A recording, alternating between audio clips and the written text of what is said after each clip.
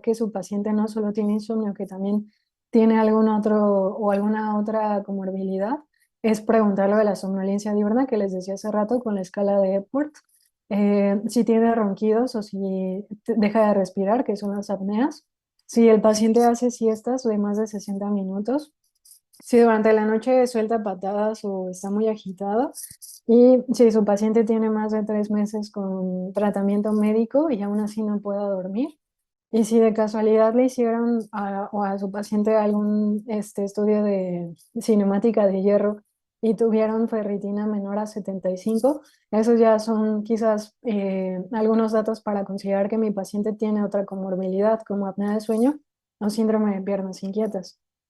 Entonces, ¿en qué pacientes está indicada la polisomnografía? Porque eso es algo también que me preguntan mucho.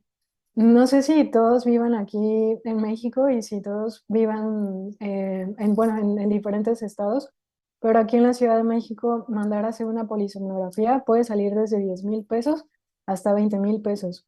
Entonces son estudios muy caros que no están indicados para todos los pacientes. Si mi paciente tiene un insomnio de 3 meses de evolución, no tiene tratamiento y yo estoy completamente segura que no hay alguna otra comorbilidad, ese paciente no es candidato para hacer un estudio de sueño. ¿Por qué? Porque como ya vimos, lo único que voy a ver es que mi paciente no va a dormir. Entonces, el estudio de sueño necesito para ver cómo duerme el paciente y si mi paciente no duerme, no tiene mucho sentido que lo haga.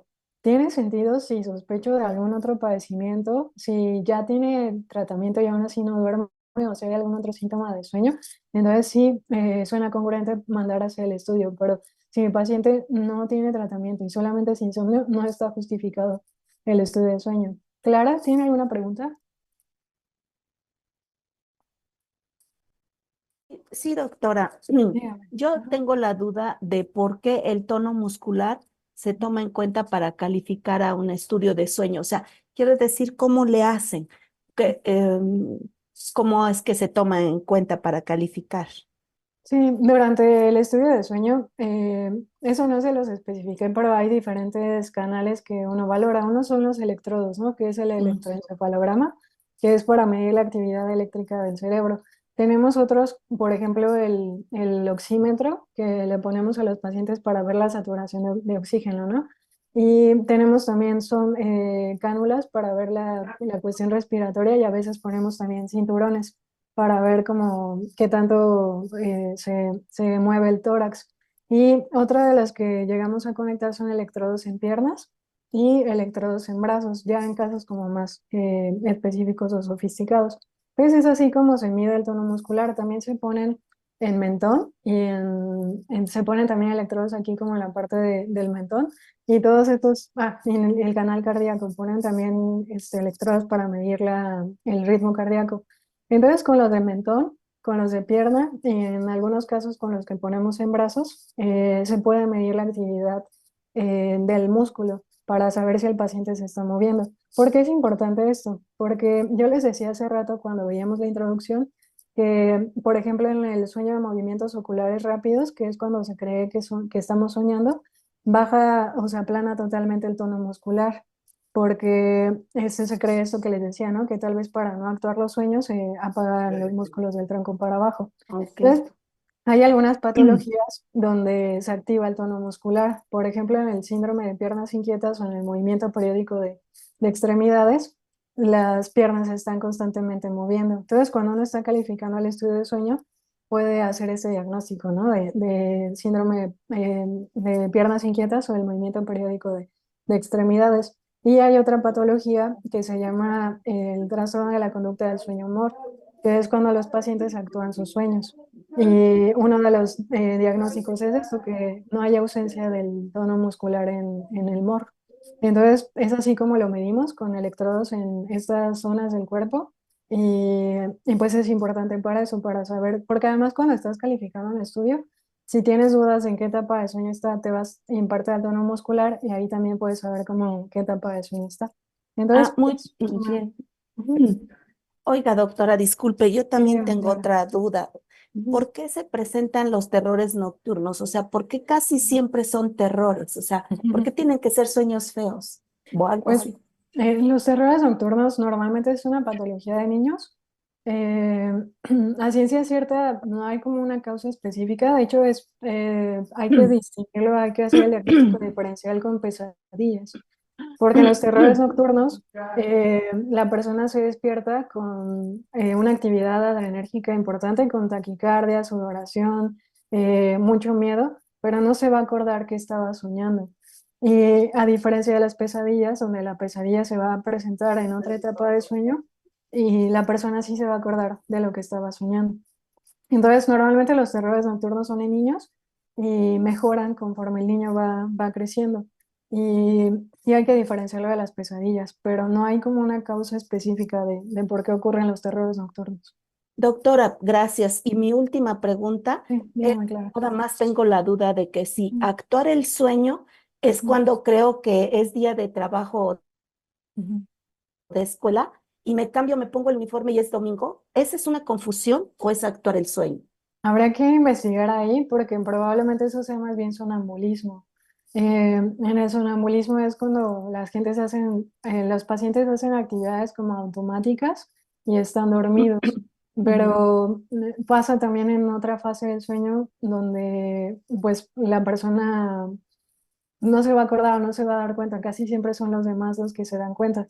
Actuar el sueño pasa específicamente en el MOR, donde estamos soñando, y es muy común, o es más común en adultos mayores, en hombres, y esto para nosotros es importante porque el paciente no se da cuenta, es la persona, el compañero de cama quien te dice que estaba haciendo como que va en una bicicleta, o que casi siempre son actividades agresivas, como lanzar golpes o lanzar patadas casi siempre al final de la noche, que es donde yo les decía que ocurre más el sueño humor, es en hombres y es un preámbulo para algunos padecimientos como Parkinson. Entonces, para nosotros es importante porque esto ocurre a veces hasta 10 años antes de que se desarrolle la enfermedad. Entonces, si uno identifica a estos pacientes o se da cuenta que están teniendo estos síntomas, tal vez no se retrase la enfermedad, pero puede ser un preámbulo como un foco rojo para decir este paciente puede desarrollar una sinoclopatía o enfermedad de Parkinson. Entonces, Pero cuando nos llega a pasar así de vez en cuando, una vez cada 5 años, no tiene nada no, que ver. Ok. no, probablemente sea sonambulismo, que el sonambulismo sí ocurre como pues más en las etapas tempranas y va mejorando conforme vamos creciendo.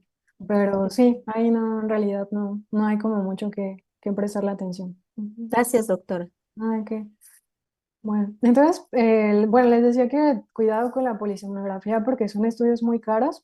Por ejemplo, en los que nos decía Clara, como todos estos ejemplos donde no solamente era insomnio, sino que habían algunas otras dudas o sospechas, ahí sí vale la pena, si tengo dudas, pedir el estudio de polisomnografía a mi paciente, porque no es normal que esté actuando a los sueños, o no es normal que se levante, o no es normal que haga estas cosas, porque ya no solo estoy hablando de insomnio, estoy hablando de otras comorbilidades. Entonces ahí sí vale la pena pedirles el estudio de sueño.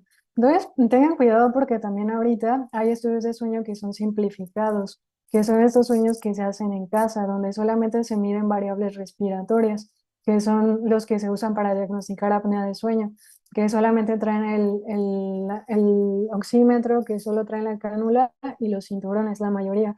Entonces, estos estudios son solamente para diagnosticar apnea de sueño. Pero si yo quiero un estudio completo porque tengo sospecha de alguna otra conducta durante el sueño, algún otro síntoma durante el sueño, ahí sí tengo que pedir el estudio completo, que es la polisomnografía.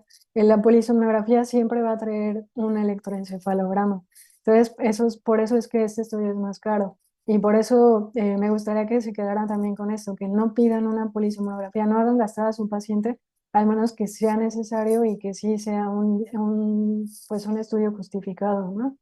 Pero si es solamente para el insomnio y el paciente no tiene tratamiento, no le hagan gastar a su paciente tanto dinero. Ujú. Ok, entonces vamos a hablar del tratamiento.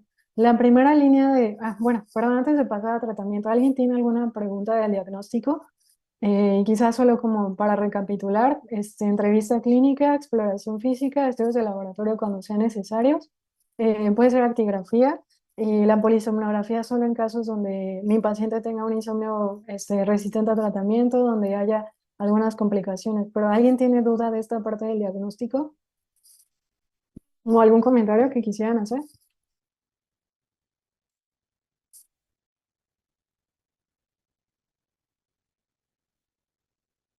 Ok, entonces espero que pues la mayoría pueda llegar al diagnóstico y que no tengan problemas, porque creo que hacer un buen diagnóstico va a hacer también que tengan un buen tratamiento.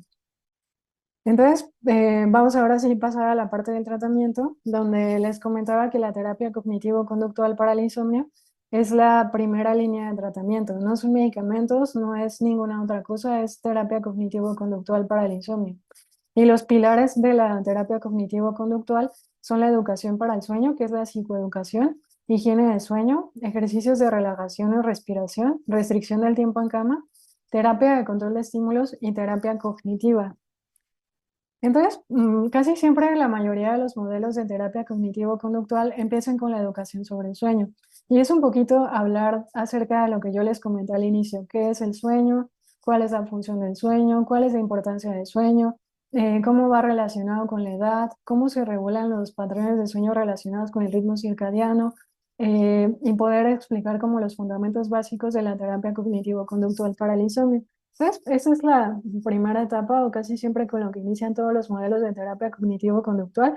Y ustedes podrán encontrar que ya hay un montón de modelos que pueden ser incluso digitales. Durante la pandemia salieron un montón de modelos en países asiáticos, por ejemplo China, donde hacían modelos de terapia cognitivo-conductual digitales en plataformas como iPads y algunos otros dispositivos electrónicos donde los pacientes podían estar en su tratamiento de terapia cognitivo-conductual mientras estaban en su hospitalización por COVID.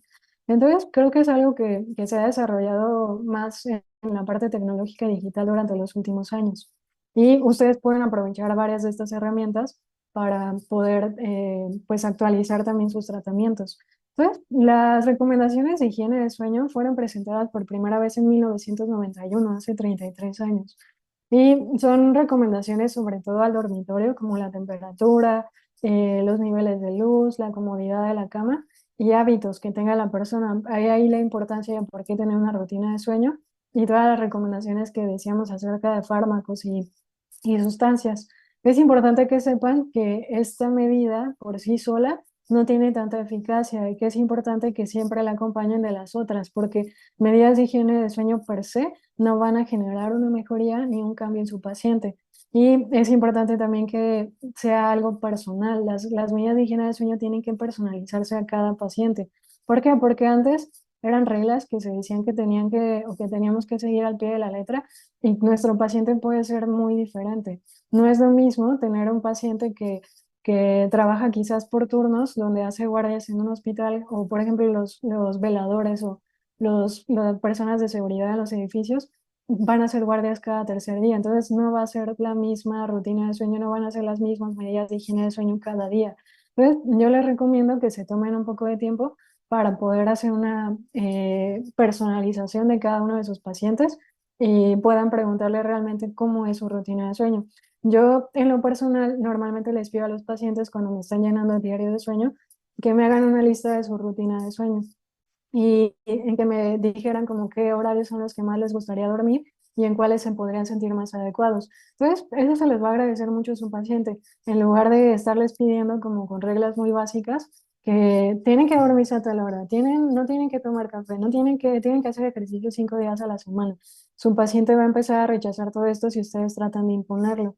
Entonces, mi recomendación es que se tomen tiempo para hacer recomendaciones personales basadas en los hábitos de cada uno de sus pacientes y se los va a agradecer mucho el paciente.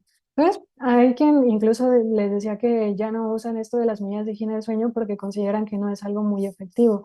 Entonces, recientemente, en 2020, justamente SPIE, propuso estos principios de una buena salud de sueño para sustituir las medidas de higiene de sueño.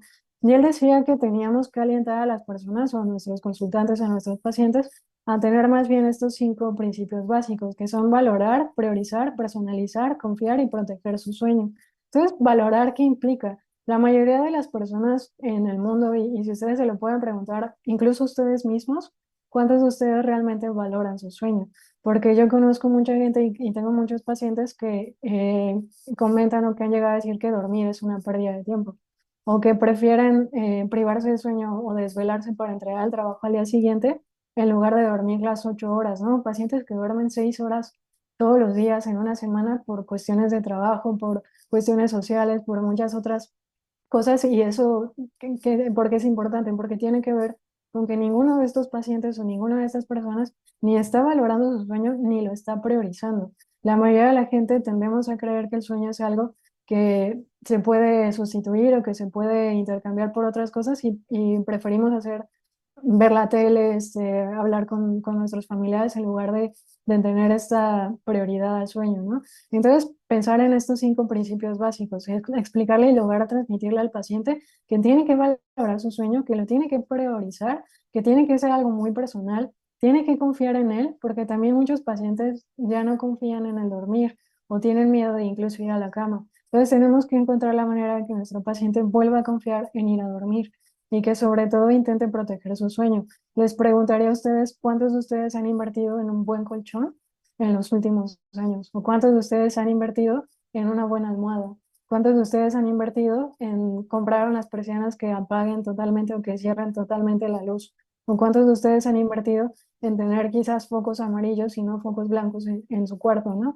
Entonces, esas preguntas son también para nosotros. Desde que yo empiezo a valorar todo esto, puedo transmitirle a mi paciente o a mi consultante toda esta importancia de por qué es importante cuidar nuestro sueño, ¿no? Entonces, las medidas de higiene de sueño en general, mantener un horario fijo para acostarse y levantarse, no utilizar o no hacer otras actividades en la cama que no sea dormir y tener relaciones sexuales, tener una rutina de sueño, de preferencia quitar los relojes de su habitación y evitar ver la hora cada vez que ustedes se despierten. Solamente quedarme el tiempo que esté dormido en mi cama. Si no estoy dormido, me tengo que levantar. Evitar siestas en el día. Si es necesario, es primordial que tenga que hacer una siesta, tiene que ser después de comer y no más de 30 minutos. Tratar de limitar el uso de café, alcohol y todo lo que ya comentamos antes de irnos a dormir. Y si es posible, líquidos, sobre todo las personas que se despiertan a orinar. Hacer ejercicio regularmente, por lo menos 5 días a la semana de 30 a 45 minutos. Tener una habitación agradable, que tenga una temperatura agradable, que tenga condiciones agradables. Tratar de cenar, no tienen que cenar una gran comida, pero sí es importante tener por lo menos una colación 2 horas antes de irme a dormir y pues tener en cuenta los efectos que pueden tener algunos medicamentos que esté tomando. Otro de los pilares de la terapia cognitivo-conductual es la parte de ejercicios de relajación. Hace rato ya les comentaba el estado de hiperalertamiento que ocurre como que es una de las indicaciones, una de las de lo que se cree que por qué aparece el insomnio y tiene que ver con que estamos alertas o con que viene la ansiedad justo cuando nos vamos a ir a dormir. Entonces es primordial que la mayoría de los pacientes tengan actividades que los relajen antes de ir a dormir. Tengo muchos pacientes que me dicen que ellos no pueden dormir si no tienen la tele encendida. Entonces, mucho de esto pasa porque los pacientes cuando están escuchando algo dejan de pensar.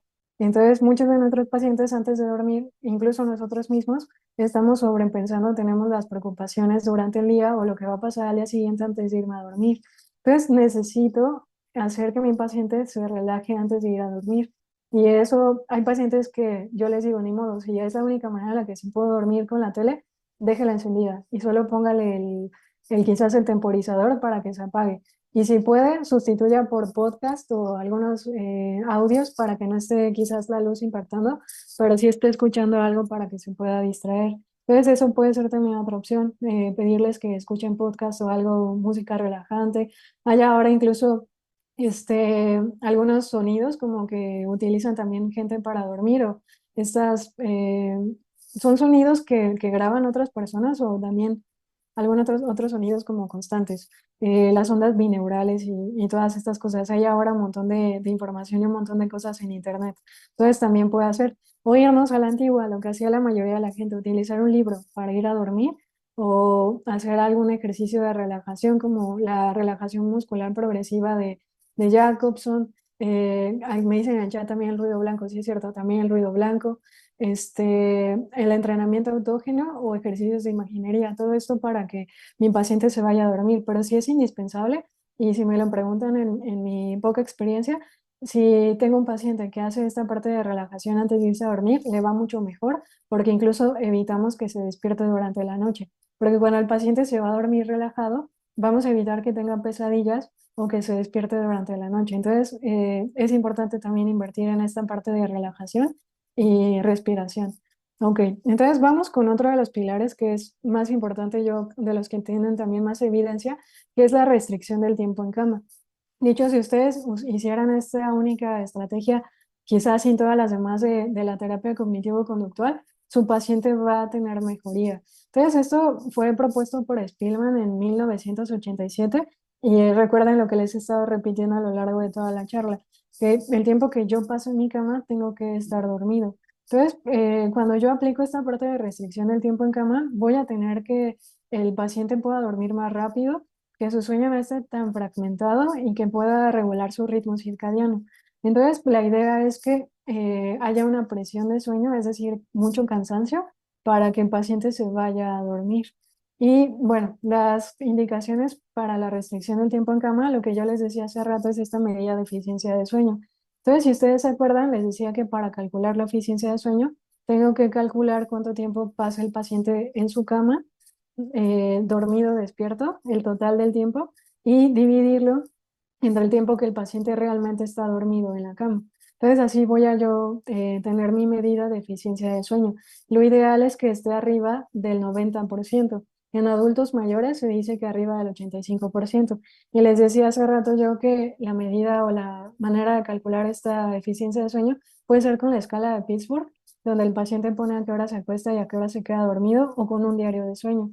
O preguntarle al paciente. No sé si esta parte de la eficiencia de sueño queda claro porque sí es importante que ustedes sepan cómo calcularlo. Y si alguien quisiera apoyarme con algún ejemplo para que quedara como más fácil, alguien que quisiera ayudarnos a calcular esta parte de la eficiencia de sueño, ya sea la suya o la de algún paciente. No, nadie que quisiera ofrecerse para calcular.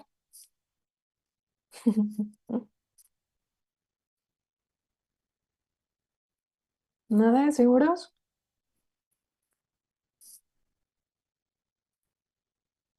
Bueno, entonces, ¿les parece si hacemos un ejercicio tal vez individual? Ah, Clara me dice. Ajá. A ver, Clara, más o menos cuántas horas o de qué hora a qué hora se duerme. Más o menos de las 10 de la noche a las 6 de la mañana, a Ok, las del 5:30. Ujú. 10 a las 5. Ajá, Y cinco y más o media. menos, ¿a esa hora se acuesta? A esa hora se queda dormida. A esa hora me quedo dormida y me acuesto como a las 9. Entonces se acuesta a las 9 y ¿a qué hora se Ujú. levanta? Me calo como a las 10, A porque las a 10. veces sí veo el teléfono, pero ya estoy en ese proceso de quitarlo.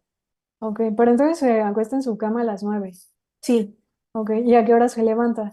Al día siguiente, 5:30. 5:30.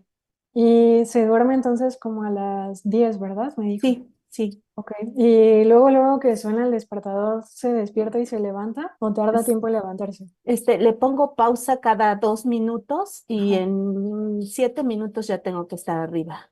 Ok, entonces digamos que se despierta 5:30, pero se levanta 5:37. Sí, sí, más o Ajá. menos. Ok, entonces les decía yo que para calcular la eficiencia de sueño tiene que ser el tiempo total de cama y dividirlo entre el tiempo de sueño.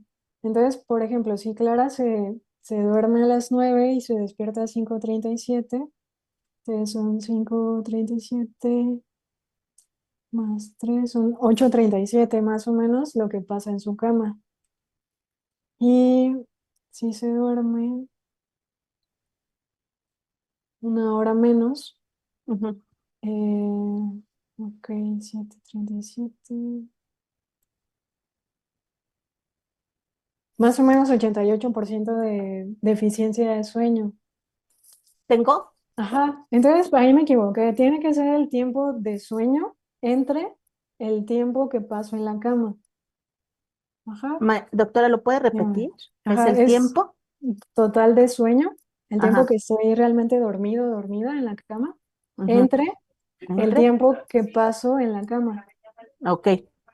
Ajá. Entonces, si usted pasa más o menos 8:37 minutos en la cama, pero duerme 8:30 minutos, entonces la eficiencia de sueño es un 88%. Ah, ¿Sí? ok. Más o menos. Ajá. Me falta otro poquito de dormir. Ajá, no, ajá, de hecho está dentro del parámetro, le faltaría como un 2% de dormir, Ok. pero recuerden que esta parte de la eficiencia de sueño solo es para que ustedes pasen tiempo efectivo durmiendo en su cama, Ujú, porque ujú. la idea es esa, que alguien puso en el chat que también estudia y hace otras cosas en su cama, y ahí sería error, porque la idea es que uno no esté despierto en la cama. Entonces, muchas gracias, Clara. Y bueno, ya con el ejemplo de Clara, espero que haya quedado un poquito más claro cómo calcular la eficiencia de sueño. Y la idea es esa, que nuestro paciente se acerque lo más que pueda al 90% de tiempo en cama. Entonces, la idea es eso, que solamente el paciente esté dormido en la cama. Entonces, si quiero mejorar mi eficiencia de sueño, tengo que estar dormido en mi cama, porque no se vale, si estoy estudiando, no se vale. Aparte, hoy en día, no sé si lo han visto ustedes, pero siempre que promocionan colchones o almohadas, nos ponen ideal para desayunar en la cama, ideal para leer en la cama, ideal para estudiar en la cama. Y todos estos comerciales hacen que uno piense que su cama es para hacer muchas cosas, pero en realidad no, la cama solo es para dormir y tener relaciones sexuales. Entonces, alguien me pregunta que si podemos repetir la fórmula, y es el tiempo total de sueño entre el tiempo total que paso en la cama, por 100. Ay, se me faltó decirles eso, por 100. ¿Sí? Entonces, alguien quisiera ayudarnos, ya Clara nos ayudó con un ejemplo, pero para que quede claro, ¿alguien más que quiera ayudarnos para que todos calculemos la eficiencia del sueño?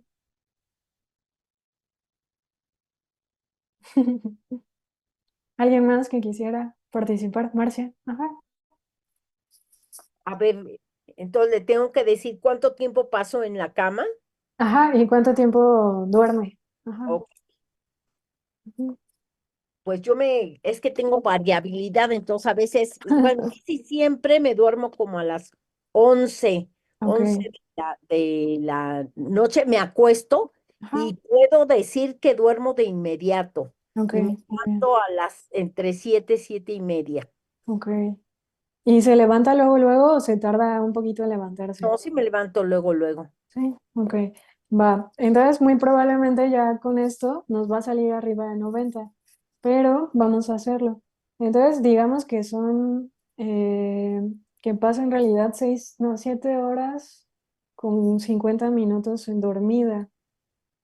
7,5 entre 8. Ajá. Y de hecho, bueno, no sé si alguien hizo el cálculo. Si alguien quiere decirme cuánto le salió antes de que yo les diga.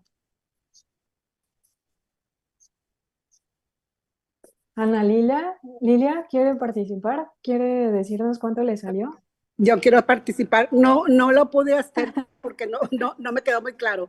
Pero Mm. yo, por ejemplo, toda mi vida he sufrido de insomnio desde muy jovencita. Y me acuerdo que en ese entonces no se sabía lo malo que era tomar Valium, era lo que tomaba mi mamá. Y ella me lo daba. O sea, tómatelo para que duermes. Pues llegué a la conclusión de que ya no podía dormir sin el Valium. Pero un día me propuse, tomé medicina homeópata y ya pude dormir, pero con melatonina y también me recetó la psiquiatra Q-Mind, Q-Mind. Y con esas dos cosas ya duermo muy bien, 7 horas. Me acuesto a las 11:30, me duermo como a las 12 y me levanto a las 7. Ok. Más o menos parecido a lo que nos estaba comentando Marcia. Uh -huh. Entonces, ¿alguien más que quisiera decirnos antes de que yo les diga cuánto le salió de eficiencia de sueño? Y muchas Ah, gracias por compartir, Ana. Ajá. Gracias. Mm, yo estaba haciendo aquí el cálculo de mi ciencia del sueño, pero ujú, no sé, no sé si me quedó claro. El tiempo ujú, total del sueño ujú. y eso, el tiempo total de estar en cama dividido el tiempo total de sueño. Ajá. Así es, No, ¿verdad? Y eso no, me al quedó claro. revés, al revés. El tiempo total de sueño entre el tiempo de cama por 100. Ah, vale. Entonces, yo estoy haciendo aquí un promedio. Yo Ujú, regularmente me voy a dormir o me voy a acostar, ¿verdad? Porque no me voy a dormir a esa hora. Más o menos como a las 9:30. tengo la mala costumbre de ver la tele antes de, Ujú, ya, y de hecho, hasta veo una serie, ¿va? Y programas por capítulos y a ujú, veces como que se pone muy emocionante el tema y me pico y sigo con el otro capítulo, pero regularmente me voy durmiendo como a las 11:30. ok, Entonces, ujú, yo que paso 9 horas en cama ujú, y ujú, duermo 7. ok, ajá, ¿Ya? Porque me despierto como a las 6:30 y no necesito ninguna alarma ni nada, sino que me despierto como a las 6:30, pues, y esa es la ujú, hora que a diario me despierto ya como que fuera un relojito ya programado. ujú. Entonces, Entonces, ajá, dígame, perdón, ajá, dígame. entonces tengo, serían 7 dividido 9 y eso Ujú, por 100, ujú, 77.77 de efectividad de sueño. exacto, exacto. Tengo que apagar Entonces, la tele. exacto. O más bien no apagar la tele, pero más bien no ver la tele en su cama. Es- Entonces, ajá, eso sería como lo ideal, porque 77 sí está muy bajito y sí está muy lejano del 90%.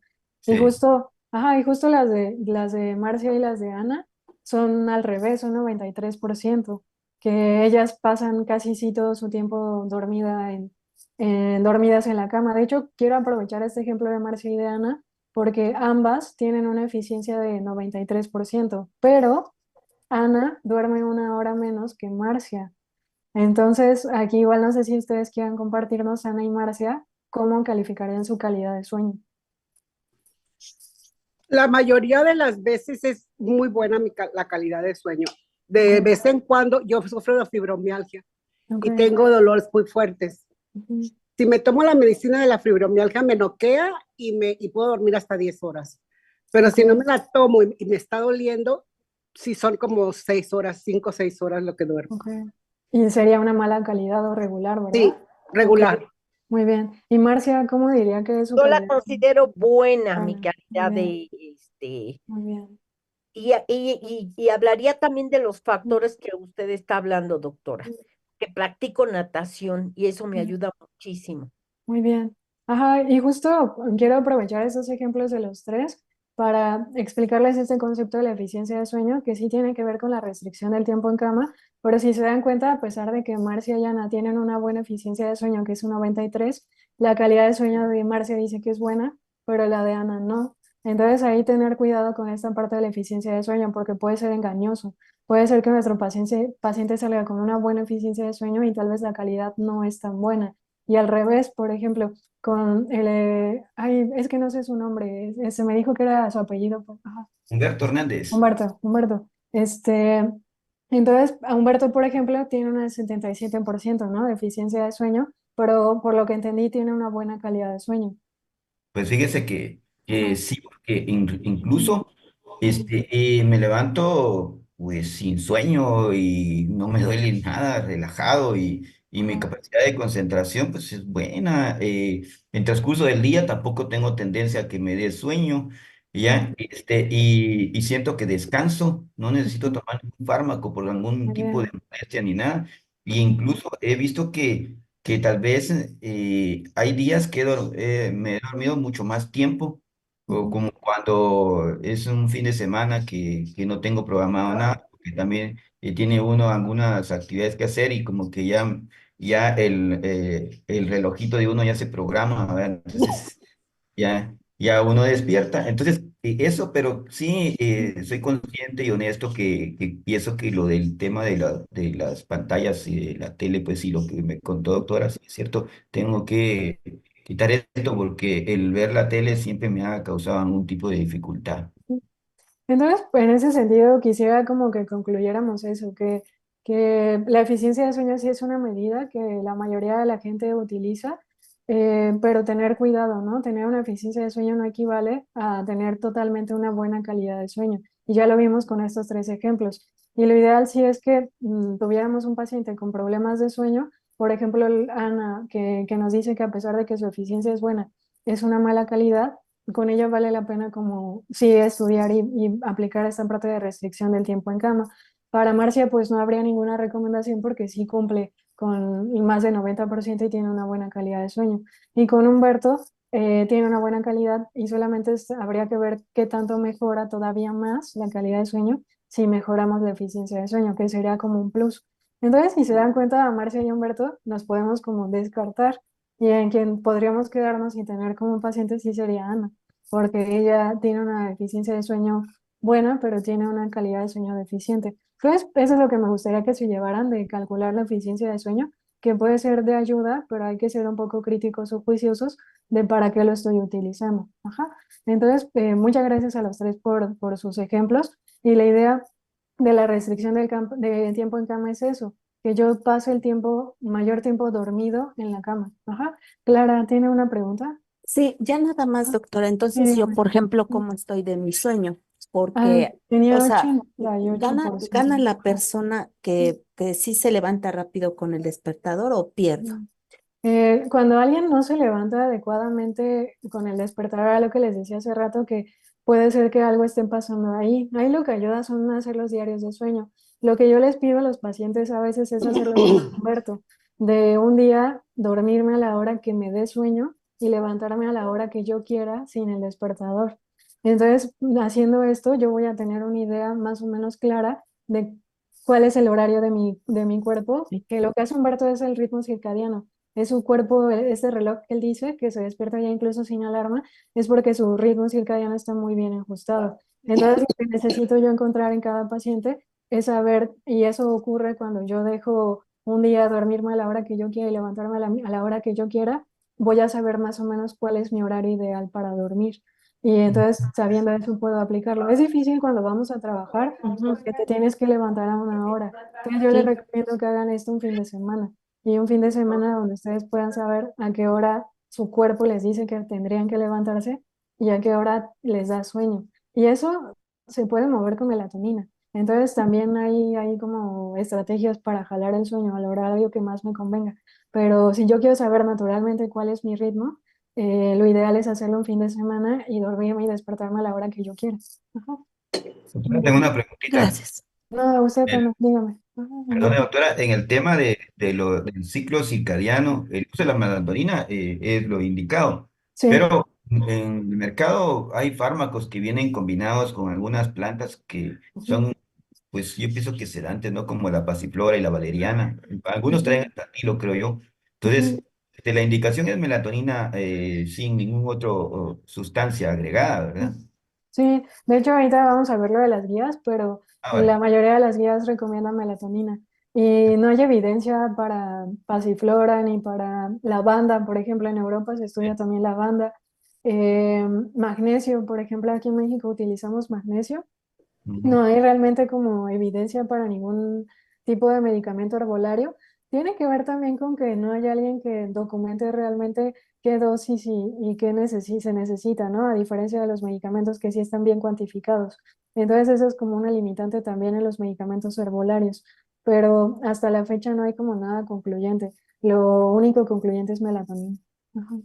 Gracias. Ujú, no, ok. Bueno, entonces la terapia de restricción del tiempo en cama es eso, es dejar o más bien permanecer en dormir en la cama. Hay guías como específicas, como por ejemplo, si mi paciente, para eso necesito mi diario de sueño. Yo les recomiendo que antes de, ya sé que es difícil como quizás en la primera cita porque el paciente va a llegar con ustedes para que le den algo para dormir ya en ese momento. Pero si tienen la oportunidad de tener contacto con su paciente tiempo antes, pídanle que llene un diario de sueño en lo que ustedes lo empiezan a ver. Lo ideal es que se llenara 2 semanas antes, sin ningún medicamento, pero es difícil, es complicado hacer esto. Si tienen la oportunidad, y lo pueden hacer, piden al paciente que llene el diario de sueño 2 semanas antes para que ustedes sepan más o menos sus horarios y hábitos de sueño antes de iniciar algún tratamiento. Si no es posible, ya a partir de que inician tratamiento.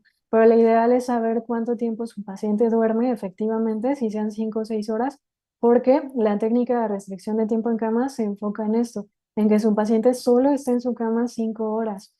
Ustedes van a decir, y el paciente los va a odiar muchísimo si le dicen que solo puede dormir 5 horas, pero la idea es que durmiendo 5 o 6 horas, que normalmente su paciente solo duerme, va a estar generando una deuda de sueño.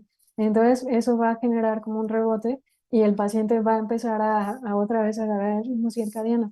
Entonces, los va a odiar mucho su paciente e incluso si ustedes mismos lo hacen, van a sentirse muy mal, pero les aseguro que es la estrategia más efectiva para combatir el insomnio y para que su paciente pueda volver a tener un ritmo adecuado de sueño. Entonces, es de las mejores estrategias, es la única que tiene evidencia por sí sola. Ustedes la pueden usar sin ninguna de las otras estrategias y esto les va a funcionar.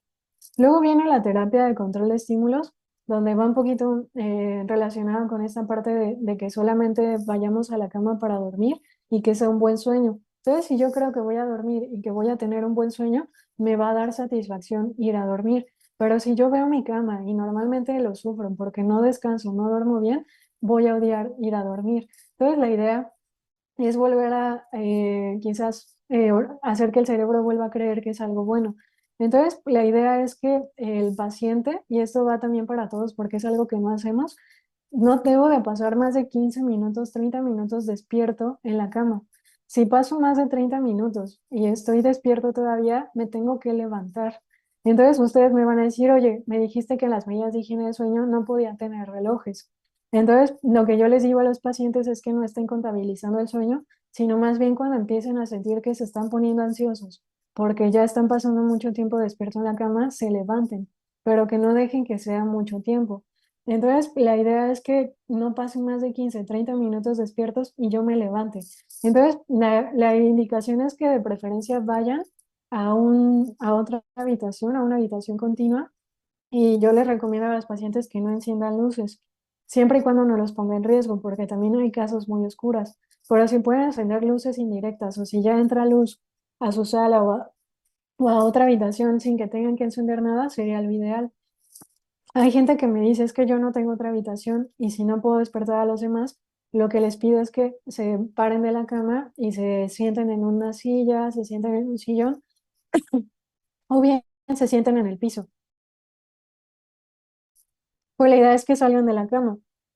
Entonces, empiezo a hacer algo aburrido, algo que me genere sueño y regreso a la cama. Y tengo que repetir este paso, perdón.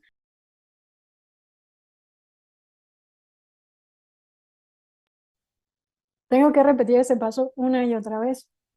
No sé si alguien quiera comentarme si ha hecho esto antes y si le ha funcionado.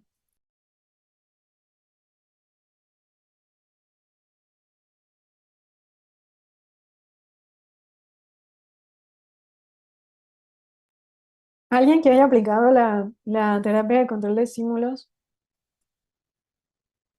Mireya. Ujú. Pues yo luego tengo problemas como para desconectarme. Me puedo acostar con muchísimo sueño, pero no logro como hacer ese desclic para poderme dormir. Y entonces sí he intentado levantarme, bajo a la sala, me quedo un rato allá, sigo con mucho sueño, regreso, me vengo a la cama, pero lo tengo que hacer varias veces o quedarme en la cama hasta que me puedo dormir, que a veces puede ser 1, 2 de la mañana. Entonces sí lo he hecho, pero como que no me ha funcionado o no lo he hecho de manera correcta. Sí, pues justo lo que está diciendo es algo frecuente que pasa, que lo puede estar haciendo varias veces y puede ser que no funcione. Quizás la otra parte del tratamiento, que eso no le pregunté, es si al día siguiente se levanta a la misma hora, sin importar a qué hora se duerma. Por ejemplo, si se duerme a la 1, a las 3, a las 5 de la mañana, que siempre, siempre se despierta a las 7 de la mañana. Sí, sí Ok, me pasa, sí me despierto a la misma hora. A muy veces bien, no me puedo levantar y me quedo un rato más. muy bien. Y no hacer siestas durante el día, a pesar de que se esté No, cayendo de sueño. no, normalmente durante el día no me da sueño. Muy bien. Entonces, justo eso es la terapia de control de estímulos y el hacerlo, que va un poco combinada con la restricción del tiempo en cama. Si, como en el caso de Mireya, sigue sin funcionar, habría que ver si no hay algo más. Por ejemplo, ansiedad o que no haya alguna otra condición que esté generando, pues problemas de sueño. Pero justo lo que hace Mireya es la terapia de control de estímulos. Entonces, por eso les decía también hace rato de ser muy cuidadosos de si está haciendo un insomnio o no, porque eso va a funcionar solamente si es insomnio, pero si hay algo más como ansiedad o algo más, voy a necesitar tal vez otro tratamiento. Muchas gracias, Mireya. Bueno, entonces justo viene también esta parte de la terapia cognitiva, donde cuando hay esta parte de las rumiaciones o cuando estoy sobrepensando para llegar a la noche, eh, la idea o lo que yo les pido normalmente a los pacientes es que escriban y que escriban lo que estén pensando, si es algún problema o alguna situación que les esté pasando y pensar en ya quizás otro tipo de pues estrategias cognitivas que se utilizan en la terapia cognitivo-conductual. No sé si alguien de aquí sea psicólogo, igual que me pueda corregir, pero la terapia cognitivo-conductual se basa en la premisa de que no son las situaciones per se lo que nos generan el malestar, sino la interpretación o los pensamientos que yo tengo asociados a esta parte de las situaciones. Entonces, la terapia cognitivo-conductual en general, pero específicamente para el insomnio, se trata de encontrar estas distorsiones cognitivas que pueden estar generando malestar o ansiedad para que esa misma ansiedad o ese mismo malestar me esté generando el insomnio. Entonces, la idea es como reestructurar esa parte de las distorsiones de manera en la que yo pueda como quizás quitarme del medio esta parte de distorsión de hoy no voy a poder dormir y no voy a poder descansar, entonces la voy a pasar muy mal y mañana voy a sentirme muy mal y todo eso a su vez genera más ansiedad. Y recuerden lo que yo decía acerca de la ansiedad hace rato, donde la ansiedad activa y la ansiedad por se genera insomnio. Entonces, en este sentido, la parte cognitiva también es importante. Y tal vez ahí, en el caso de Mireya, que nos decía que se aplicaba la terapia de control de estímulos, tal vez sería importante ver así, tal vez ayudaría también esta parte cognitiva, como en esta parte me ponen en el chat de mindfulness, acerca de la atención plena, que es aquí en el ahora para poder trabajar con esta parte también de las rumiaciones durante el sueño. Hay diferentes instrumentos donde pueden utilizar las tablas básicas de la terapia cognitivo-conductual, donde quizás se encarga de anotar las distorsiones cognitivas y evaluarlas mediante el juicio socrático, esta parte de preguntar evidencia a favor, evidencia en contra, para saber si es real o no mi distorsión cognitiva. Muchos de los pacientes, cuando llenan los diarios de sueño, se dan cuenta que en realidad duermen más o duermen mejor de lo que creían. Y eso también les ayuda como a cambiar las distorsiones de que están durmiendo muy mal. Y bueno, otra de las estrategias que nos pone también Clara aquí en el chat es esa parte de dejar correr los pensamientos, que justo es un poquito como la parte de la aceptación, de aceptar como, ok, ya no voy a dormir hoy, tal vez voy a pasar una mala noche, tal vez, porque no es seguro que sí pase, y tal vez mañana de todas maneras me duerma porque voy a estar muy cansado por hoy, ¿no? Entonces, es ese tipo de estrategias que podemos utilizar y creo que ahí tienen ventaja los terapeutas o los psicólogos que tengan entrenamiento ya en terapia cognitivo-conductual. Recuerden que esto es enfocado al insomnio, porque en algún momento en alguna clase me dijeron que habían otro tipo de terapias y que habían terapias más efectivas, ¿sí? Cuando tengo comorbilidades como ansiedad, depresión, trastornos de personalidad, alguna otra comorbilidad para el sueño, pero cuando estoy hablando de insomnio por se, como el trastorno crónico solo de insomnio, la terapia cognitivo-conductual es la más eficiente.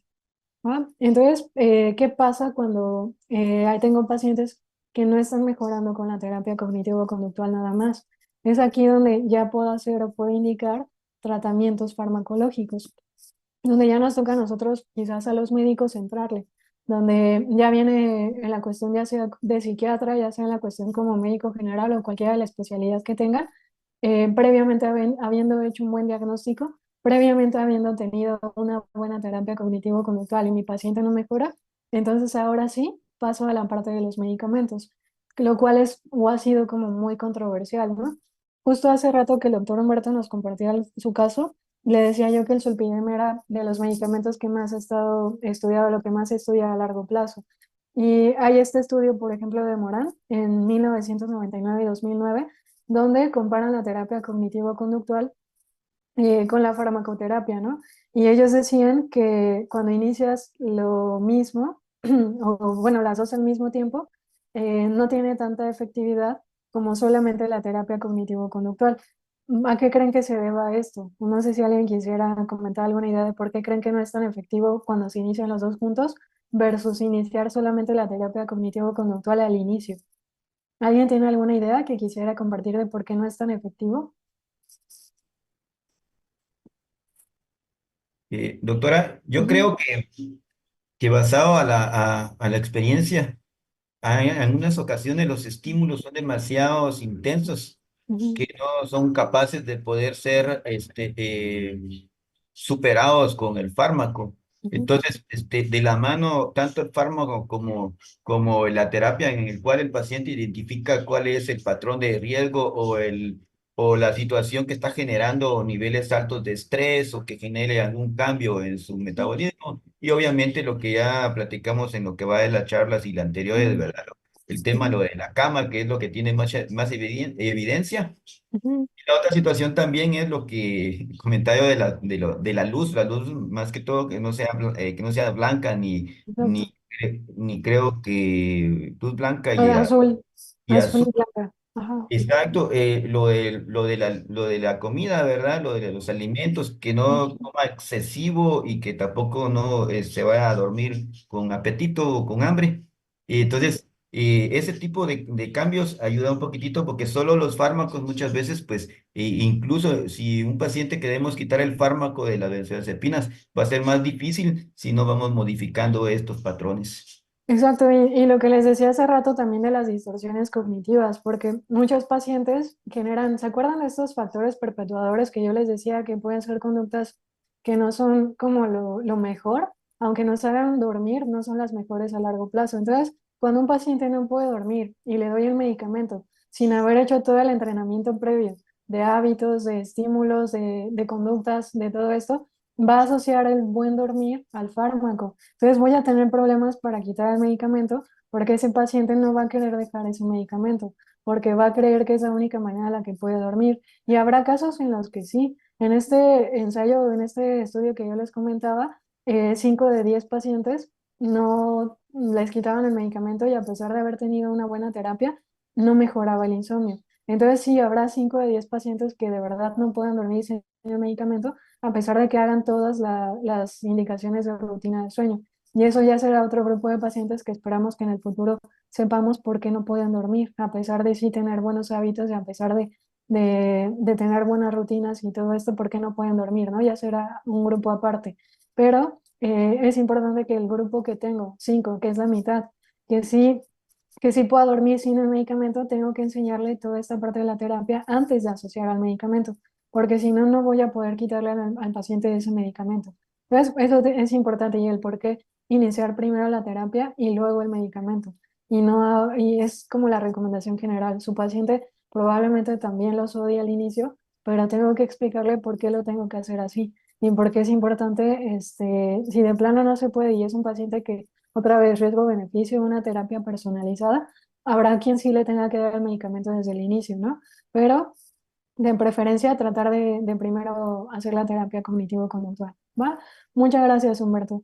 Y bueno, entonces, en ese sentido, les voy a platicar un poquito como de las medidas farmacológicas que ya hace rato nos platicaban del Valium y cómo es que todos los medicamentos que han surgido para tratar el insomnio son medicamentos que han surgido en relación a otras cuestiones. Por ejemplo, son medicamentos que se utilizaban para la epilepsia, son medicamentos que se utilizaban para anestesia, para otro tipo de situaciones y que al final se supo que tenían propiedades hipnóticas y fue así como se consiguió que se utilizaran como hipnóticos, ¿no? Como es el caso de los opioides en la primera parte, bueno, antes del siglo XX, los barbitúricos después del siglo XX, más adelante las benzodiazepinas, y el primero, ¿no? En 1963, que es el clorodiazepóxido, y después seguido del diazepam, que es el que normalmente conoce la mayoría de la gente y es el que todavía en esta fecha sigue utilizando mucha gente. Después, en 1970, el flurazepam fue la primera benzodiazepina que se utilizó en Estados Unidos como hipnótico. Y ahora los más recientes, en 1992, el famoso Solpidem, que es el análogo del fármaco Z, que se dice que es parecido a las benzodiazepinas, pero en teoría no tiene la misma respuesta de tolerancia y la misma respuesta pues sí, de tolerancia y de dependencia que las benzodiazepinas, ¿no? Y si ustedes ven, el 87.5% de los médicos que indican hipnóticos indican Solpidem. Y desde 2005 más adelante hay otro que se llama Ramelteón, que es un análogo o un agonista de la melatonina. En México no tenemos acceso a estos medicamentos, salvo que sean pacientes que los pidan de otros países. he escuchado de pacientes que vienen de otros países como Estados Unidos o Inglaterra, que les iniciaron tratamiento allá y por alguna razón se los pueden seguir mandando aquí, y es que continúan con este medicamento, pero en México no lo tenemos. Y hay otros medicamentos que se utilizan como los tricíclicos y Suvorexant, por ejemplo, que es antagonista también de orexina, que también son de uso en Estados Unidos o en otros pacientes, perdón, en otros países, pero no en México.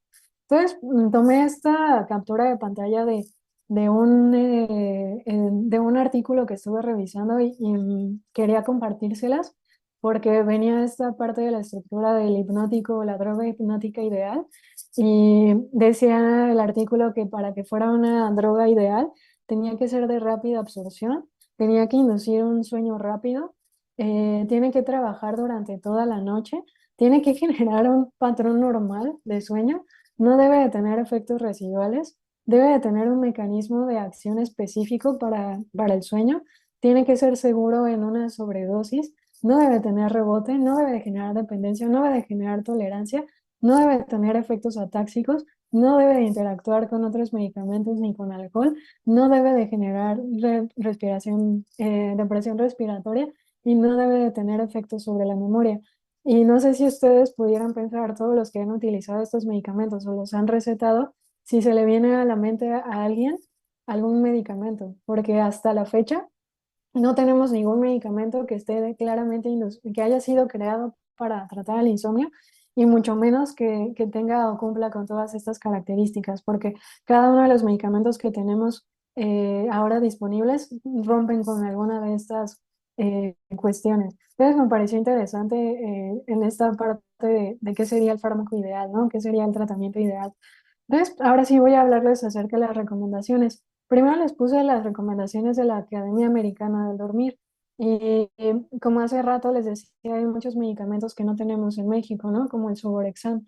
Y hay algunos otros que sí tenemos, como el Zolpidem, el Triazolam, Doxepina creo que también.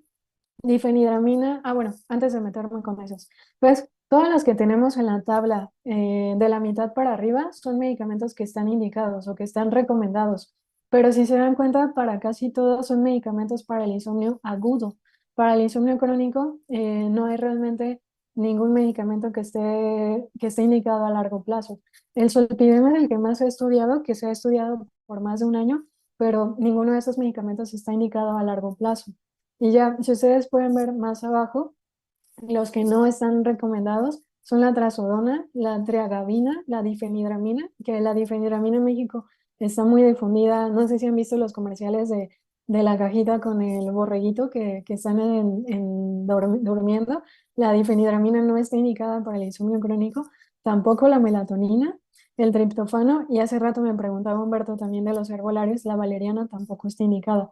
Entonces, si se dan cuenta, son pocos los medicamentos y casi todos los en primera línea o los que están indicados son benzodiazepinas o son farmacosetas. En la guía europea pasa algo similar. Las benzodiazepinas están utilizadas en el tratamiento a corto plazo, cuando son menos de 4 semanas. Pero yo querría preguntarles cuántos de esos pacientes llegan con ustedes, porque no sé si a ustedes les pasa, pero a mí los pacientes me llegan, y creo que lo más cercano que me han llegado 6 meses. Pero todos los demás llegan pacientes que llevan 20, 30, 40 años sin dormir y son pacientes que ya intentaron varias cosas. Entonces, benzodiazepinas están indicadas para el insomnio agudo, menos de 4 semanas. Y la primera limitante que tenemos es que esos pacientes no llegan con nosotros, casi siempre llegan con otro tipo de consultantes. Pueden ser psicólogos, pueden ser, no sé, dentistas, pueden ser médicos generales, pero esos pacientes no llegan ya quizás con un somnólogo, no llegan con un psiquiatra hasta tiempo después, ¿no? Humberto, ¿tiene alguna pregunta? Sí, doctora, Dígame. no sé si interrumpir por esto, pero y estamos en el área de los fármacos Ujú. y no sé si irá a mencionar más adelante el tema de algunos antipsicóticos como la quetiapina con sus... Los voy a mencionar, pero les estoy dando como las evidencias de las recomendaciones generales, porque Ah, en México no tenemos una guía que nos diga estos son los pasos para tratar el insomnio, ¿no? De sí, hecho, fue un poco triste cuando estuve haciendo la revisión, porque México la última guía está en 2010. Y las guías que les puse, por ejemplo, la de Estados Unidos es de 2017, donde considera cada uno de estos medicamentos, ¿no? Primera línea, Triazolam, Zolpidem. Son como los iniciales, ¿no? Tratamientos. Y no les puse dosis como tal porque tiene que ser como también algo quizás personal de cada paciente, pero por ejemplo el Zolpidem, si lo van a empezar a usar, pueden empezar desde 5 miligramos, 10 miligramos. Lo ideal es que sean 12 miligramos, pero en México no hay presentaciones de 12. Entonces casi siempre son 10 miligramos, ¿no? Y quizás quedarse con eso, como que son primera línea, ¿no? Las benzodiazepinas como triazolam o Zolpidem. Y Ujú. luego, la guía europea, ¿no? Que está en 2023. Nos comenta esto, ¿no? Benzodiazepinas o análogos de las benzodiazepinas, que son los fármacos Z, menos de 4 semanas de inicio, en primera línea. Ya ahí pueden irse en México, tenemos clonazepam, alprazolam, lorazepam, creo que son las que ahorita me vienen más a la mente y las que son, las que sí se utilizan para el insomnio a largo plazo, que son triazolam y se me está yendo, estazolam. Triazolam y estazolam son las dos que en México sí son benzodiazepinas que sí están indicadas, ¿no? Para esta cuestión del insomnio. Y bueno, no sé si Clara tenga una pregunta de las benzodiazepinas antes de irme para abajo. Ujú. Nada más, doctora, la melatonina es para el insomnio ocasional y esos medicamentos que luego venden de Nightor. No, de hecho la melatonina, creo que no es esta, ya es otra de las más adelante que recomienda que es más bien para el insomnio crónico. Cuando es un insomnio agudo, cuando es ocasional, benzodiazepinas, pero tienen que estar reguladas por un médico, donde el médico esté diciendo tanto tiempo y no le puedes tomar más de cierto tiempo porque si no, entonces habría que ver qué está pasando o tengo que dar otro tratamiento. Entonces, melatonina es más bien un tratamiento crónico y recuerden que es más efectivo en trastornos del ritmo circadiano, no para el insomnio, sino para trastornos del ritmo circadiano. Y puede funcionar si se la toman así como sobre todo la sublingual, porque melatonina tiene dos presentaciones, una que es de liberación prolongada, que es uno el famoso cronocaps, y el otro que es de absorción inmediata, que es la sublingual.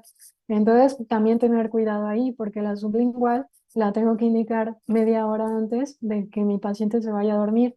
Y la que es de liberación prolongada tiene que ser de 3 a 4 horas antes de la hora a la que quiero que mi paciente se vaya a dormir, porque eso no le va a generar sueño.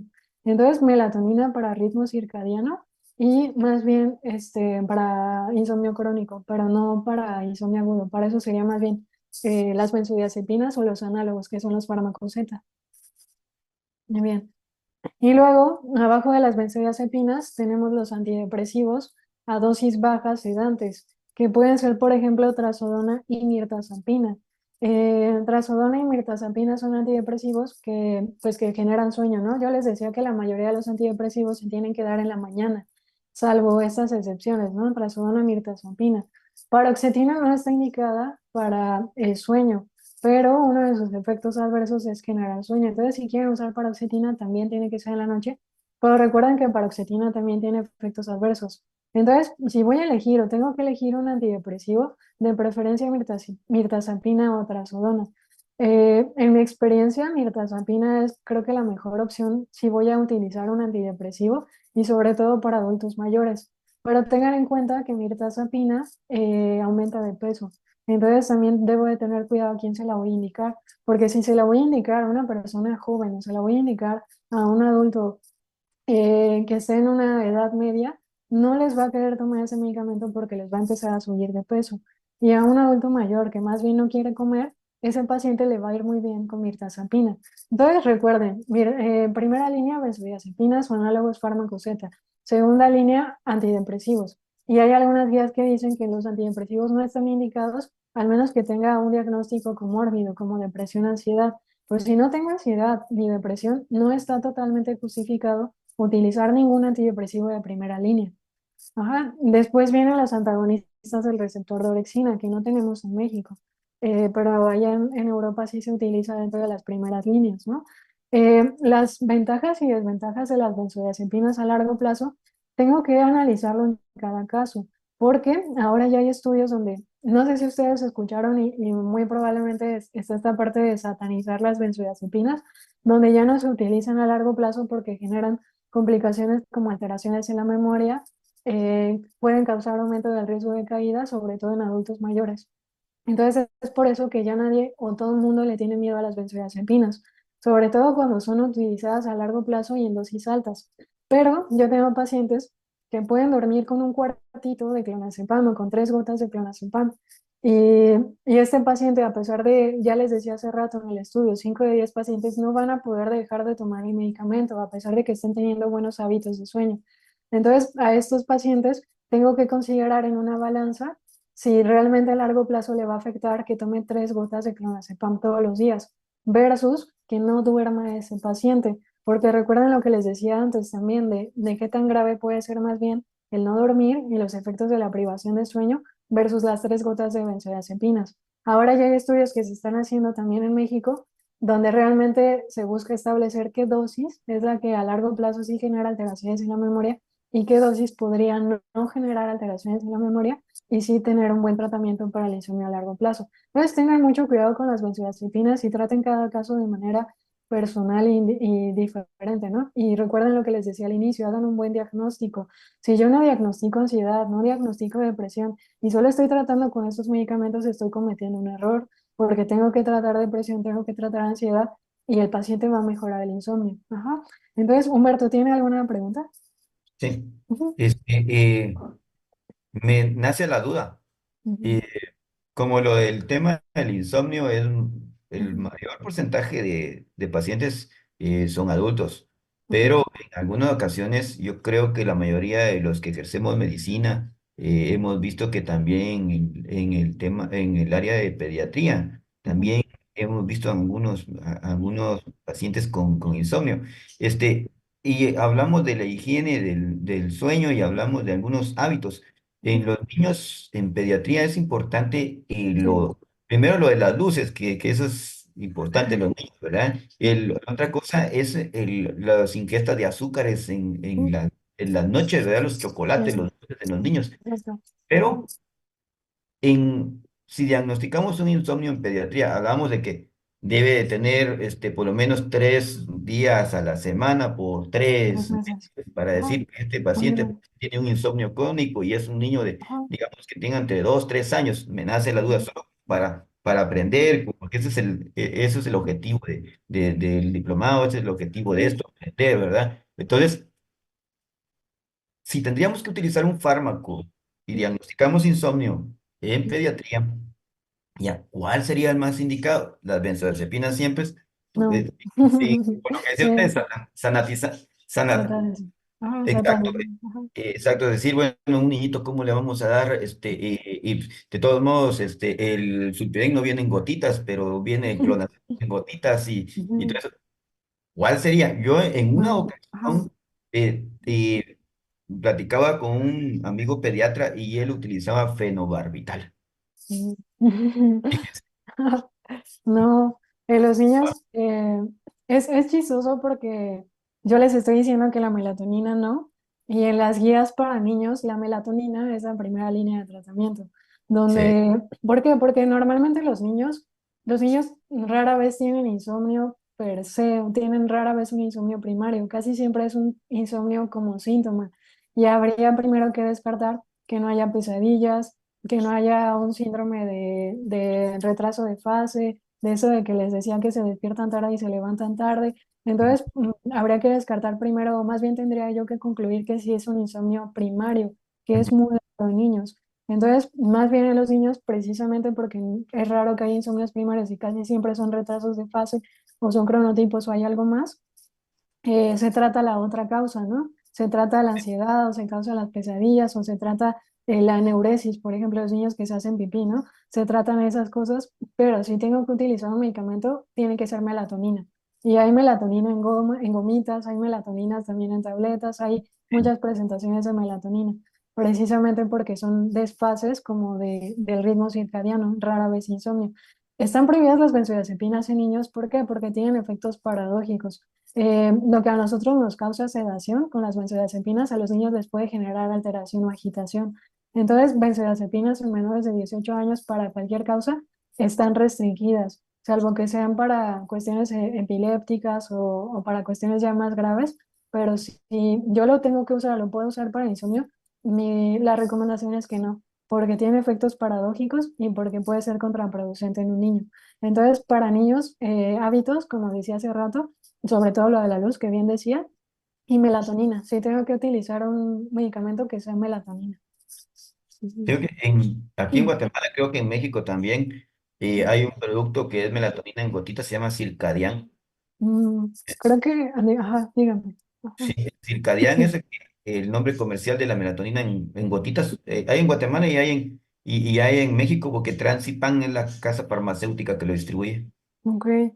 Sí, Ujú. ahí se la debo porque normalmente no trato niños, pero lo que llego a utilizar son gomitas. Y supongo que lo de las gotas también puede ser. Eh, Habría que ver esto de Sicilia porque no lo he visto aquí en México. Me toca a mí investigarlo. Eh, Porque creo que no las hay, pero investigo. Ajá. Ujú. Muy bien, muchas gracias. Y sí, para niños entonces melatonina nada más, benzodiazepinas no, y mucho menos otro tipo de medicamentos como fenobarbital o antiepilépticos ya, que son medicamentos más fuertes, ¿no? Entonces sí, aguas con eso. Hace rato también Humberto me preguntaba de la cuestión de, bueno, vienen los antihistamínicos, ¿no? Que son difenhidramina, hidroxicina, que utilizamos mucho también en México como primera línea. Los antihistamínicos pueden utilizarse de rescate. Las guías recomiendan que no sea nuestra primera línea de tratamiento, pero son de los medicamentos más inocuos, que tienen menos efectos secundarios y que son de libre venta porque estos no necesitan receta. El único pero es que pierden efecto a partir de la tercera semana. Entonces, ahí también tener cuidado, pero es lo que normalmente difunden más y lo que los comerciales buscan que uno compre, ¿no? Antihistamínicos. Antipsicóticos, que me preguntaba Humberto hace rato, quetiapina, risperidona, casi todos los antipsicóticos tienen como efecto secundario provocar sueño. Entonces, las guías no recomiendan los medicamentos antipsicóticos por los efectos secundarios, sobre todo el aumento de la prolactina y aumento del riesgo metabólico. Recuerden que todos estos medicamentos aumentan niveles de colesterol, triglicéridos y glucosa. Entonces, Sí. no van dentro de mi primera línea de tratamiento. Eso lo ocupo si tengo algún trastorno comórbido, ¿no? Como trastorno bipolar, esquizofrenia. Me he encontrado con casos donde llegué a ver a algún paciente que le estaban indicando 15 miligramos de olanzapina, que es una dosis muy alta y es una dosis antipsicótica para dormir. Y el paciente vino con síntomas extrapiramidales, ¿no? Rígido. No se podía mover, estaba con salivación excesiva. Entonces tengan mucho cuidado también con antipsicóticos. Si van a indicar antipsicóticos, tienen que ser dosis muy bajitas y ya tiene que ser su tercera o cuarta opción de tratamiento. Y recuerden lo que les digo, si algo no está funcionando, tal vez no estoy haciendo el diagnóstico adecuadamente. Y tal vez el paciente tiene otra causa u otra comorbilidad que tratar antes de yo irme a estos medicamentos que pueden ser más fuertes y que pueden tener efectos secundarios muy graves. El que más se utiliza en México, hablando de los antipsicóticos, es la quetiapina. La quetiapina, aquí en México la venden en 25 miligramos, que es una dosis muy bajita. Y muchos de los médicos, incluidos psiquiatras, la utilizan para inducir el sueño. Quetiapina 12,5 miligramos, ¿no? Que es una dosis muy bajita. Tengan cuidado igual, si van a utilizar quetiapina o este tipo de medicamentos, hay que estar monitorizando cifras de prolactina y comorbilidades metabólicas si voy a utilizar este medicamento, porque en realidad es muy efectivo. Y bueno, la melatonina, ¿no? Nuevamente, la guía europea dice que no es lo ideal y no es nuestra primera línea de tratamiento, pero en la guía de aquí, la europea, sí recomienda la melatonina de liberación prolongada, que yo les decía hace rato, que es el famoso ChronoCaps, cuando ya es un insomnio a largo plazo. Entonces, la guía europea sí recomienda la melatonina a largo plazo. Doctora, Dígame. perdón, Ajá, me nace sí. una duda. Ujú, Eh, La combinación de las benzodiazepinas con la melatonina ujú, en pacientes con un insomnio previamente diagnosticados y que ujú. aparte de eso tengan alguna otra alteración del ciclo, porque se puede dar, bueno, yo he visto que Mm, se puede dar. Entonces, sí, no hay, bueno, no he encontrado yo reacciones adversas mm, entre la melatonina y las benzodiazepinas, digamos la benzodiazepina mm, Z, ¿verdad? El sulfidén. son bien. Ajá, ¿Ya? Se puede utilizar la melatonina como apoyo, como una tercera opción, o sea, sí, medicamento para el benzodiazepinas, ajá. más las higiene del sueño y la terapia cognitiva, y asociado a esto, apoyar con melatonina. Sí, pues las guías justo comentan que lo ideal es que sea monoterapia, ¿no? Que sea un solo tratamiento. Pero lo que yo le decía hace rato era que a mí no me llegan pacientes, y me imagino que tampoco usted, que lleven meses o días con el insomnio, llevan años. Entonces muchas veces yo también uso combinaciones de medicamentos, ¿no? Y por ejemplo, melatonina con sulpidem no tienen realmente como una interacción grave. Y la melatonina ayuda como a esta parte del ritmo circadiano, y el sulpidem ayuda. Algo que no les dije, y es importante, el sulpidem tiene una vida media de entre 3 y 4 horas. En Sí. México recientemente venden una que es un sulpidem de liberación prolongada, y ese sulpidem ya actúa durante más tiempo durante la noche, pero el sulpidem, el que venden normalmente, solamente dura 3 horas. Entonces, si voy a usar sulpidem, es para los insomnios iniciales, porque si tengo un paciente que tenga un insomnio intermedio o un insomnio terminal, que es cuando se despiertan antes, no le va a servir el sulpidem.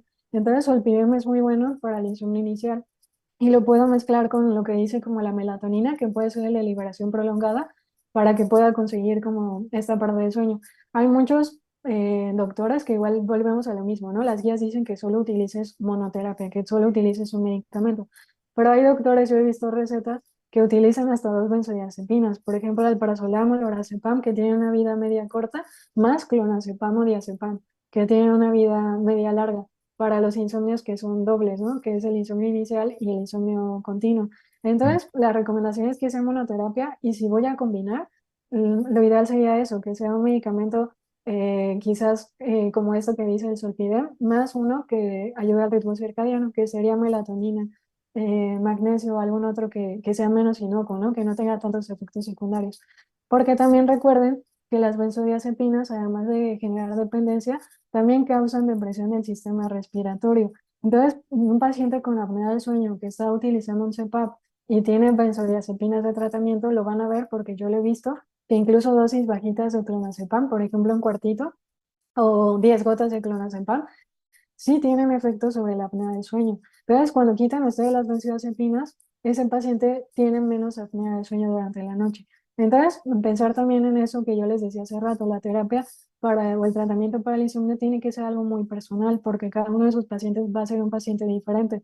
Entonces, benzodiazepinas, tener cuidado con dependencia, de tener esta parte, también importante, ¿no? Benzodiazepinas pueden generar conductas complejas del sueño, igual que los antidepresivos.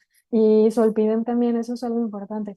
Solpidem puede generar conductas complejas del sueño. Los pacientes empiezan a actar sus sueños, y esa es una indicación para suspender Solpidem e iniciar algún otro medicamento. Y indagar si hay algo más, ¿no? Tenía mi profesor de la residencia, decía que si ya estaba liberándose ahí algo, había que tener cuidado, ¿no? Porque eso puede ser un foco rojo para un trastorno de la conducta del sueño humor a futuro. Entonces, tener cuidado también con los efectos secundarios. Entonces, Solpidem, benzodiazepinas pueden causar conductas complejas. Benzodiazepinas pueden causar dependencia y pueden generar también depresión del sistema respiratorio. Lo que ya les decía hace rato, los antipsicóticos, aumento de peso, síndrome metabólico. Y los antidepresivos pueden aumentar también síndrome de piernas inquietas o movimiento periódico de extremidades. Y pueden también inducir o exacerbar bruxismo. Entonces, cuidado también cuando elijan su medicamento. Y bueno, otros medicamentos, como preguntaba también Humberto, ¿no? Los herbales o las fitoterapias, que no hay evidencia todavía. Y tiene que ver un poco con esta cuestión de que no es algo que se haya estudiado, porque no tenemos dosis exactas de medicamentos herbolarios. La fototerapia y el ejercicio también pueden ser útiles, y el ejercicio es uno de los mejores predictores del sueño, ¿no? Entonces, recomendación también, hacer ejercicio. A largo plazo, le decía que no hay ningún medicamento que realmente esté aprobado como para utilizar, solamente la melatonina, que ya también decía la guía europea, y el daridorexant, pero este tampoco existe en México. Entonces, en recomendación, si viven en México o en algún país de Latinoamérica, melatonina. Y bueno, venía este pequeño algoritmo ya para ir cerrando la clase del día de hoy, donde puedo ir haciendo estas preguntas poco a poco a mi paciente, ¿no? Entonces, si tengo un paciente que tenga dificultad para iniciar, mantener o se despierte antes de la hora deseada, tengo que pensar en un insomnio. Si es más de 3 días a la semana, durante más de 3 meses, pienso en un insomnio crónico. Más si tiene alteraciones en el día. Si tiene alteraciones en el día, tengo que ir a ver alguna alteración del ritmo circadiano. Si sí hay una alteración del ritmo circadiano, o bueno, para ver el patrón de sueño, tengo que ver si el paciente está tomando alguna sustancia que puede estar afectando el sueño.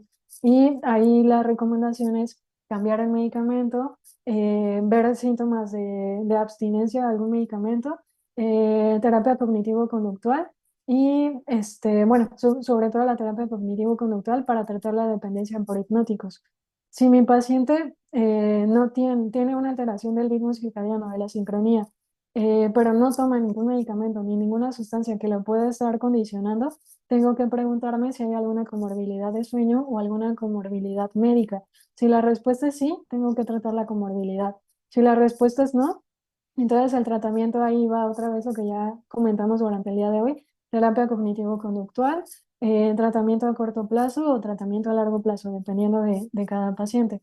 Me regreso hasta el inicio. Si mi paciente no tiene alteraciones durante el día, a pesar de que no duerme adecuadamente, solamente tengo que hacer psicoeducación preventiva y ya, preguntar la parte del ritmo circadiano. Pues igual si les sirve este algoritmo, que creo que es una buena guía, es un buen resumen, adelante para que lo puedan utilizar en sus consultas.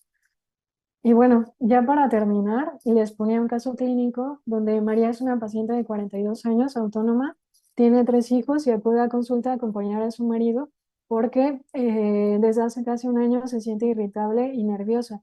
Refiere mucha tensión muscular, palpitaciones, cansancio, dificultad para concentrarse, dificultad para conciliar el sueño y refiere un empeoramiento durante el último mes. Cuando la hacen exploración física es normal. No sé si alguien quisiera comentar, como para yo saber que sí pudimos aterrizar todos los conceptos teóricos. ¿Qué paso seguiría usted o cualquiera de ustedes que quisiera participar para hacer el diagnóstico? ¿Y qué les gustaría pedirle a esta paciente?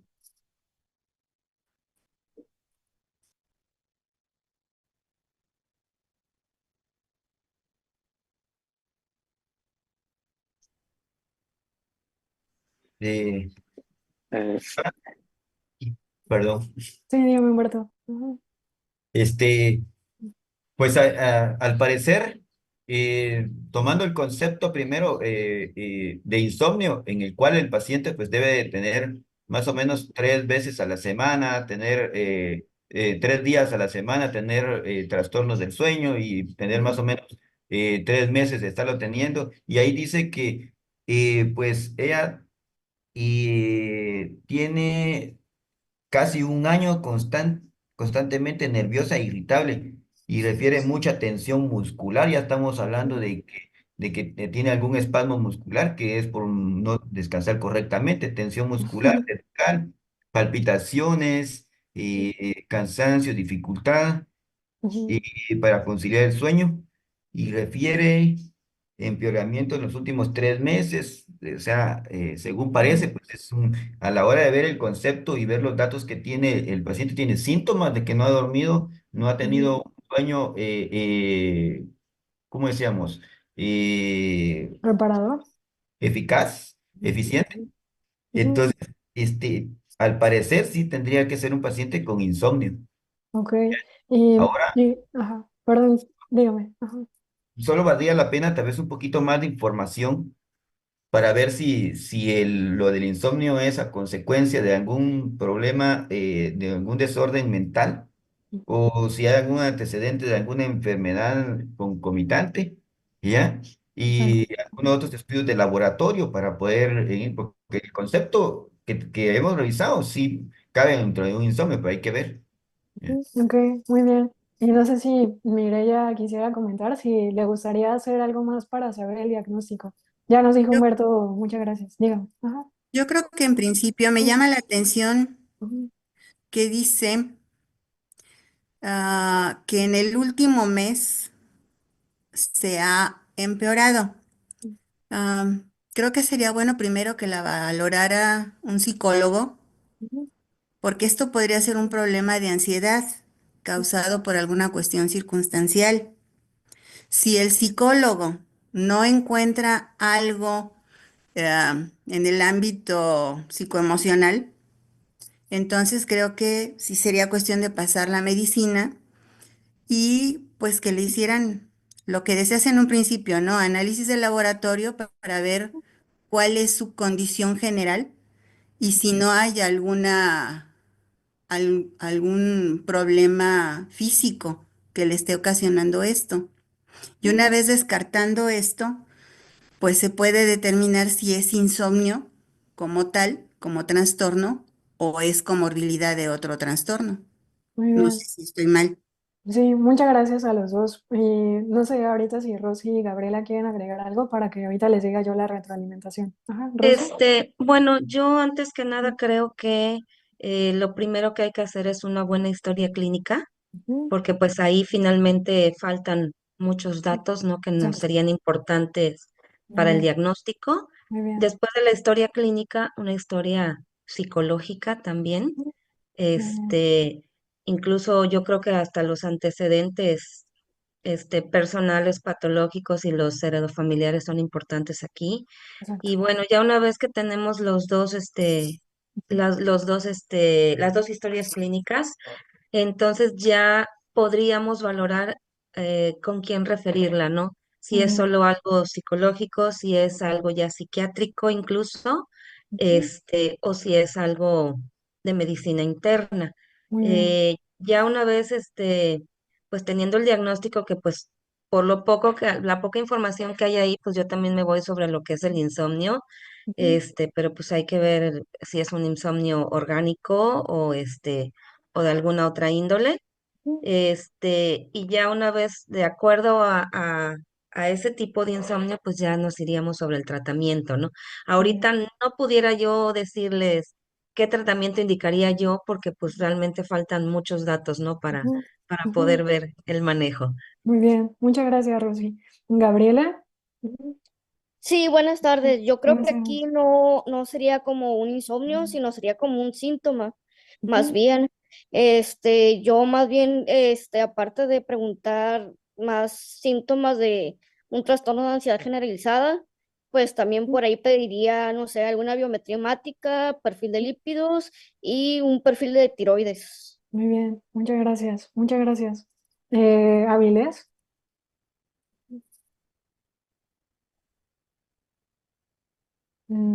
Avilés. Doctor Avilés. Sí, bueno, Ujú, doctora. ujú, sí, dígame. Bueno, sí, como dicen las compañeras, las doctoras, pues ahí, bueno, por la clase que estamos ahorita de insomnio, Ujú, pues vamos a irnos como por ujú, primero por insomnio. Pero, pues sí sería como hacer los tests de evaluación, como la escala de EASY, ujú, eh, aunque de cierto modo, pues no tiene muchos datos como de hipersomnia, o sea, que tenga ujú, mucho sueño durante el día, o dice que tiene nada más dificultad para conciliar el sueño, pero ujú, en sí tiene hay muchos, cosas que nos hacen falta por indagar, o como dice usted, en la historia clínica, para muy bien. poder ver cuáles son las cosas que pudieran estar repercutiendo, ver Ujú, cuáles son las cosas per- que causen que generen el problema para tener dificultad para conciliar el sueño. muy Y pues como dice la doctora, también como laboratorios que pudiéramos pedir, serían pues química o perfil tiroideo para ver si no tiene algún problema metabólico. ujú, Nada más sería. muy bien. Muchas gracias. Muchas gracias a todos por su participación. Me gustó mucho que todos se fueran como complementando. Y sí es cierto, la idea de este caso clínico era que todos pusieran en duda como la primera pregunta era justo esto, ¿no? ¿Qué pasos seguirías para hacer el diagnóstico? Y justo la idea era eso, que es un caso que tiene poca información. Entonces la idea de qué puedo hacer para llegar al diagnóstico es eso lo que me dicen. Necesito más información. Entonces necesito aplicar escalas. Recuerden lo que les decía del diario de sueño. Si pueden, desde el inicio denle a esta paciente un diario de sueño. Apliquen escalas. Alguien puso en el chat escalas autoaplicables para depresión y ansiedad. Entonces, si les surge esta duda de puede ser una ansiedad generalizada, recuerden que hay instrumentos también para eso, ¿no? Entonces, si puedo aplicar escalas para ansiedad, puedo aplicar escalas para insomnio, puedo aplicar las escalas para hipersomnia, y si lo considero necesario, porque sí parece que hay síntomas de ansiedad. Bien, como nos decía también la doctora Sepúlveda, pedir un perfil de tiroides, ¿no? o pedir alguna otra cuestión metabólica que pueda generar o que pueda quitarme las dudas, ¿no? que estoy teniendo.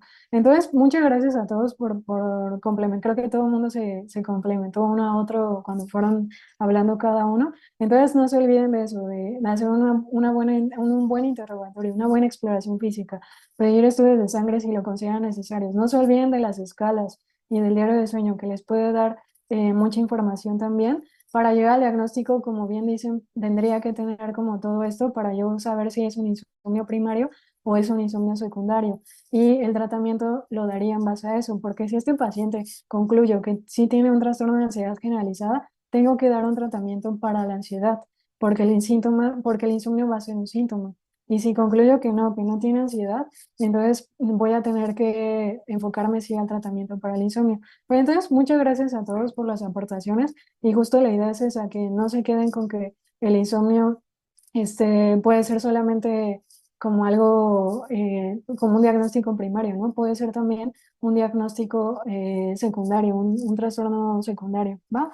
Entonces, no sé si alguien tenga alguna otra duda o pregunta, aprovechando que ya sería todo de mi parte por hoy, salvo que tuvieran alguna otra cuestión, que con mucho gusto les puedo atender. Todavía tenemos unos minutos y espero que nadie se haya quedado dormido si es que se desmañanaron, y que haya sido de su interés y que les haya podido transmitir un poco del conocimiento. Muchas gracias a todos y quedo pendiente si alguien tiene alguna pregunta o duda que quisiera hacer en estos 10 minutos que nos quedan.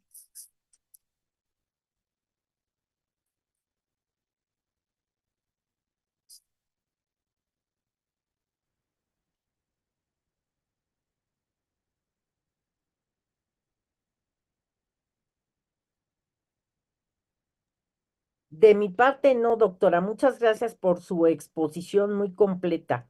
Gracias. Muchas gracias. Gracias, Marcia. Que tenga buen día. No, de qué a Gracias, ustedes. doctora. Me agradezco Muchas gracias a ustedes. por su Gracias. presentación muy buena. Aprendí Mm, mucho.